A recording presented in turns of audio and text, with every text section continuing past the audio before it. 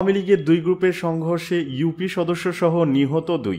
নরসিংদীর রায়পুরায় আওয়ামী লীগের দুই গ্রুপের সংঘর্ষে ২ জন নিহত হয়েছেন। এ ঘটনায় আহত হয়েছেন আরও অন্তত ১০ জন। শনিবার সকালে এই ঘটনা ঘটে। নিহতরা হলেন ইউনিয়ন পরিষদ সদস্য মানিক মিয়া ও সাবেক নারী ইউপি সদস্য কল্পনা বেগম।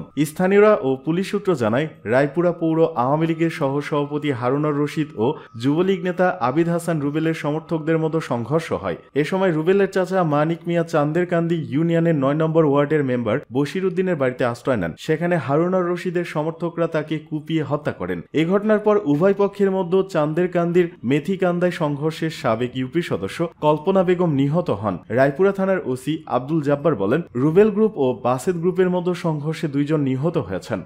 এদিকে যে কোনো ষড়যন্ত্র রুখে দিতে প্রস্তুত অবসরপ্রাপ্ত সেনারা। অভ্যন্তরীণ ও আন্তর্জাতিক যে কোনো ষড়যন্ত্র রুখে দিতে প্রস্তুত অবসরপ্রাপ্ত সশস্ত্র বাহিনীর কর্মকর্তারা আজ শনিবার রাওয়া ক্লাবের সামনে ভারতীয় আধিপত্যবাদের বিরুদ্ধে আয়োজিত এক সংক্ষিপ্ত সমাবেশ থেকে এমন ঘোষণা দেন তারা। বক্তব্যে সাবেক সেনা কর্মকর্তারা ভারতীয় আগ্রাসন ও অপপ্রচারের সমালোচনা করেন। তারা বলেন, ৫ আগস্টের পর একের পর এক আগ্রাসী আচরণ করছে ভারতের গণমাধ্যম ও কিছু রাজনীতিক। আগরতলায় বাংলাদেশের সহকারী হাইকমিশনে হামলা ও পতাকার অবমাননায় স্বাধীনতা ও সার্বভৌমত্বের উপর হুমকিতে পড়েছে বলে মনে করেন তারা। ভারতের নানা কর্মকাণ্ডের কঠোর সমালোচনা করে বলেন, ভারতের ইদানিং কর্মকাণ্ড স্বাধীনতা ও সার্বভৌমত্বের প্রতি হুমকি। বক্তারা আরও বলেন, আর কোনো নতজানু পররাষ্ট্রনীতি বাংলাদেশ মেনে নেবে না। রাজনীতি বাদ দিয়ে সবাইকে ঐক্যবদ্ধ হওয়ার আহ্বান জানান তারা। ভারতের মিডিয়ায় বাংলাদেশ নিয়ে যে অপপ্রচার হচ্ছে তা বন্ধ করার আহ্বানও জানান তারা।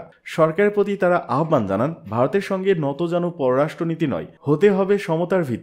এছাড়া বিগত সরকারের সময় ভারতের সঙ্গে করা চুক্তিগুলো প্রকাশের দাবি করা হয়। এরপর একটি বিক্ষোভ মিছিল বের করেন সাবেক সেনা কর্মকর্তারা। মিছিলটি রাওয়া ক্লাব থেকে বের হয়ে মূল সড়ক দিয়ে জাহাঙ্গীর গেট পার হয়ে বিমান বাহিনীর তথ্য ও নির্বাচনী কেন্দ্রের পাশ থেকে প্রদক্ষিণ করে ফের রাওয়া ক্লাবে আসে। সীমান্তে তুর্কি ড্রোন মোতায়েন বাংলাদেশের, সতর্ক অবস্থানে দিল্লি। ভারতীয় মিডিয়ার খবর, ভারতের পশ্চিমবঙ্গের কাছে তুরস্ক নির্মিত ড্রোন মোতায়েন করেছে বাংলাদেশ।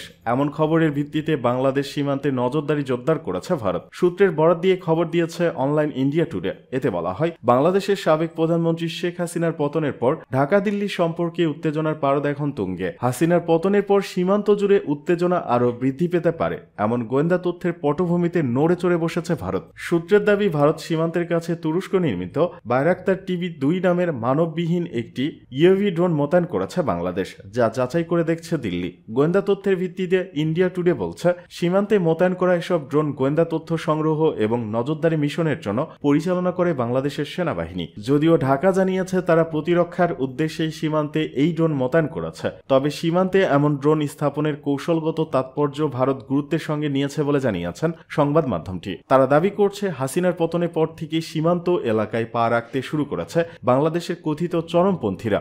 ভারতের গোয়েন্দাদের দাবি, উগ্রপন্থী ও চোরা কারবারিদের ভারতে অনুপ্রবেশ ঘটিয়ে রাজনৈতিক অস্থিতিশীলতার সুযোগ নিতে চাচ্ছে বাংলাদেশের রাজনৈতিক মহল। ইন্ডিয়া টুডেকে ভারতের এক সিনিয়র গোয়েন্দা কর্মকর্তা বলেছেন, হাসিনার পতনে তারা বেশ উদ্বিগ্ন, কেননা তার পতনের পর সীমান্ত এলাকায় ভারত বিরোধী উপাদানগুলো সক্রিয় হয়েছে। এমন রাজনৈতিক অস্থিরতা এবং সীমান্তের ড্রোন মোতায়েনের বিষয়ে দিল্লিকে আরও সতর্ক অবস্থান নিতে হবে বলে জানিয়েছেন ওই কর্মকর্তা।